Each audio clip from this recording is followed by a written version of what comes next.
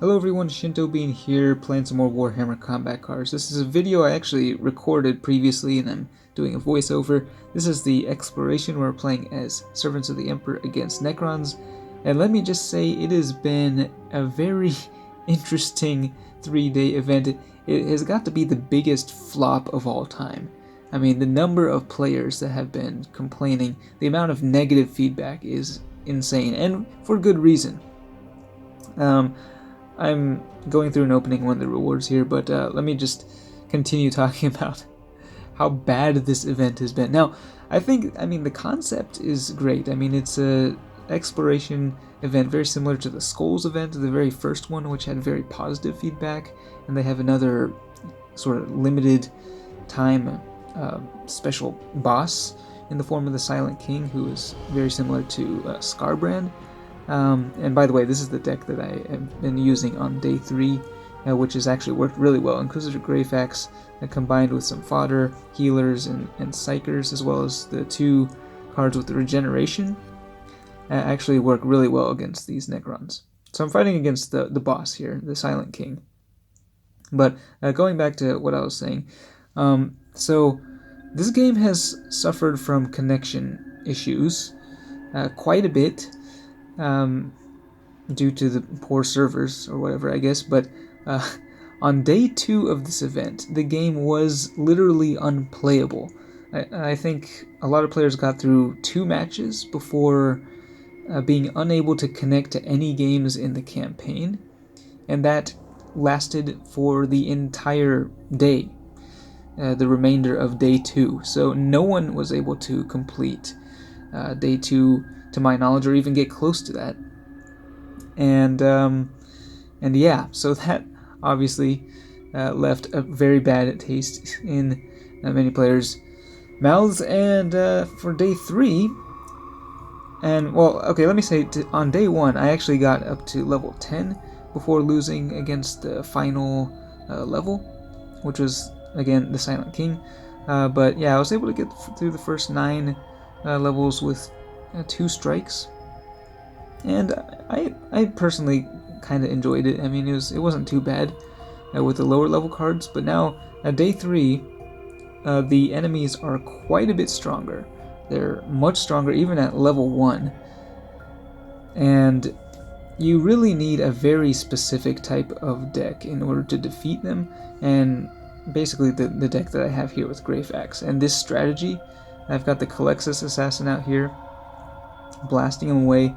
Fear, of course, is very strong at max level, which is what all these cards are set to the max level.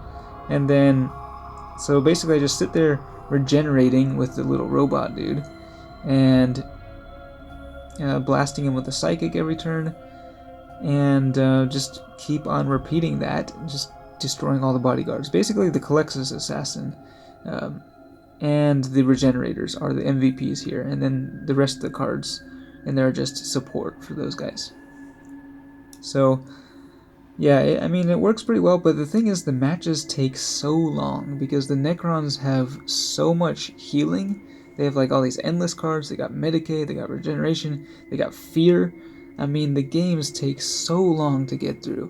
This game right here took about, I think, 15 minutes, but some of the other ones took even longer.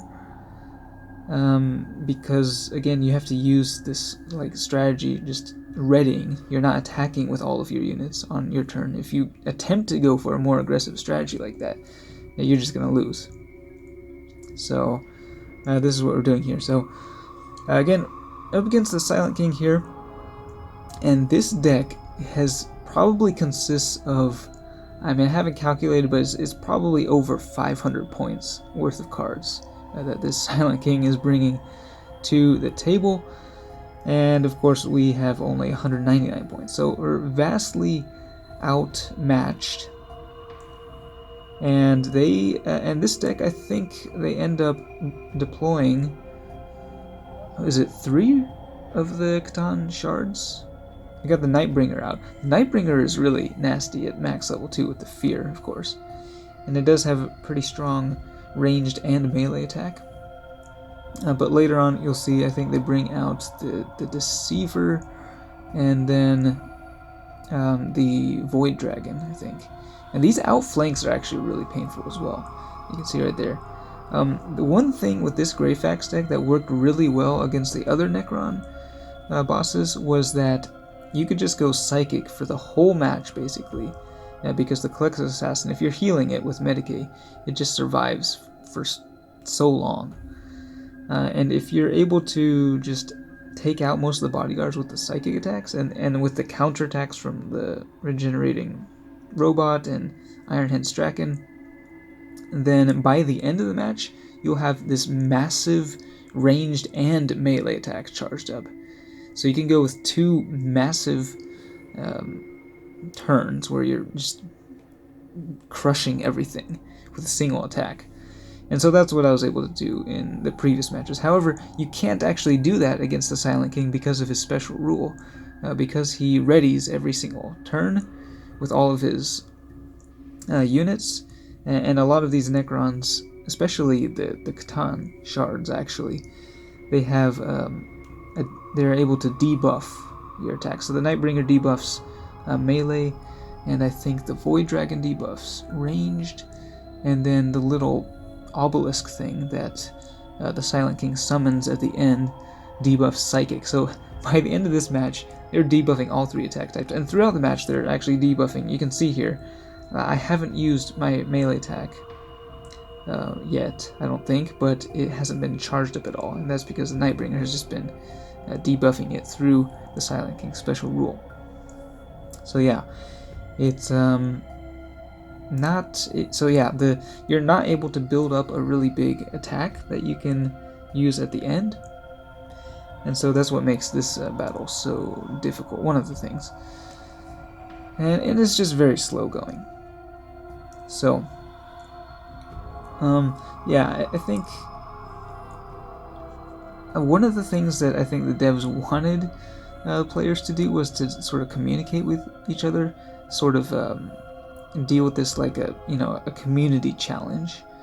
And you got the in-game forums, you've got Discord that a lot of players are active on, and so there you can kind of talk about strategies and sort of work together to figure out what works, what you can do to get through different parts of the campaign. And I've done that quite a bit in the past too. I've been playing this game for ages, so I like to think that I know what I'm doing, but sometimes what I think will work does not actually work at all. So there are other players who come up with better strategies, and I use those, and yeah, that's worked very well in the past, and it definitely has helped here. Although for this specific deck, I don't think anyone actually posted it on any of the Discord servers or anything. But yeah, I do know that the robot there, that thing was like an MVP on day one, so that one is a really good one. And actually, this is actually a good example of how crazily unbalanced some cards are, depending on what level they are. Like, this robot is just absolutely absurd. It's only like 22 points, and this is like turn 12 or something, and it's still at over 400 health, just healing 16 health every turn. And now you can see they've got all three Catan shards on the field at the same time. Void Dragon, Nightbringer, Deceiver. The Deceiver is actually the easiest one to take down. You can see the Collector's Assassin just took that guy out in like 3 turns. Although the outflank was actually pretty painful there. So now the Silent King is finally deploying to the field, and he is just insane. I did show you his stats earlier, zooming in on the card, but yeah, with the Inspiring Presence, he is just dealing absolutely ridiculous amounts of damage. And also increasing the damage of his bodyguards as well. The Collector's Assassin amazingly still alive at this point, but only for one more turn. And here comes the Obelisk coming to the field, and now they're going to be able to debuff my Psychic attack in addition to the ranged and melee. Just everything getting debuffed. Now, the robot over there is just still regenerating away, and he's able to actually take out the Void Dragon easily, which is kind of just weird. I mean, it's just a little robot, and it's just sitting here just blowing everything up. So yeah, I mean, I don't know. This just seems kind of odd. But yeah, the Collects Assassin finally dies here, and then what happens next? I have one bodyguard remaining, and it is Iron Hand Strachan. Now, Iron Hand Strachan's another. I mean, he's similar to the robot in that he regenerates, and actually at max level he does quite a bit of ranged and melee damage. So honestly, getting him out earlier on probably would have been better, so that he can continue to gain more health throughout the match. And you know, you can actually get a lot of damage out of him if you deploy him early on. And I think I did that in the previous match, but he didn't show up for me in this one, maybe. So I think, you know, I do think it is possible to beat the Silent King here at level 5. It's very difficult. You do have to get the right cards and in the right order, I think. So yeah, Iron Hand Strachan here. I think the mistake was waiting until the end to deploy him. He could have been doing a lot more damage throughout the match had I deployed him earlier, and like the robot, I think he would have survived thanks to the regeneration. But here at the end, you know, he can't really do too much. So here, let's see, I go for the ranged attack, and you can see the robot takes out the Void Dragon. And the little Tempestus Scion finally goes down. The Nightbringer, of course, is still alive. That thing was deployed at the beginning, and the fear allowed it to survive for the entirety of the match. Now Greyfax is deploying to the field. Now Greyfax is actually very strong at level 5, but at max level she's not really that much stronger, I believe. And she is still quite strong. Pretty good stats, and I think here she was getting like a 30% boost to all of the cards in the deck. But yeah, I mean, look how much damage the Silent King's about to do here. 161 melee in one attack that takes out over half of Greyfax's health in one hit. And at this point, yeah, there's just no way that it can get through the 400 health on the Silent King. So I go for the Psychic attack, which has been debuffed again. Still debuffing their ranged and melee attacks. And here I think I actually managed to get the bodyguards within lethal range with the counterattack. Now they go range this time. So Greyfax down to 27 health. But look how much damage that robot is doing. 105 damage with the Inspiring Presence. And so this is the final round at long last. And yeah, I mean, we got decently close. I mean, closer than most players will get, I think. So I decided to just go, you know, I mean, I'm going to lose no matter what I do. So might as well destroy as much as possible on this last turn. So I just go for the ranged attack and take down both of the bodyguards, bringing down the Silent King to 139 health before he wipes out my Warlord with the counterattack. Iron Hand Strachan survives with 78 health. The robot on the other side, though, still had over 200 health. So again, I think it's doable, but I mean, that was strike 2 for me, and I don't think, honestly, it's really just not even worth the time and effort, especially considering their wards. They're really not that great for this exploration. But again, I think most players had a really terrible experience with this exploration. I think most people just struck out very early on because it was just way too difficult. It's a lot harder than previous campaigns or explorations, and that was intentional. You know, they intentionally made it more difficult. But this was just way too hard, I think. You know, so, and also the connection issues was the biggest thing for me. Here you can see the little cosmetic item there that you can get at the end. I would be surprised if anyone gets that far. But yeah, the connection issues on day 2, that just being unplayable, and because the developers, I think they take the weekends off. There's really not much in the way of customer support on the weekend. So everyone's just in the dark. Like, what's going on? What's happening? Are these errors? Are the bugs even getting looked at? Nobody knows.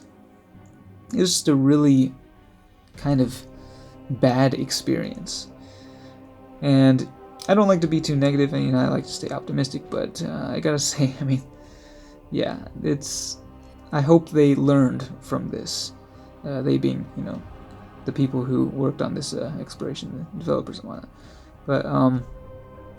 But yeah, that was the exploration for Halloween weekend.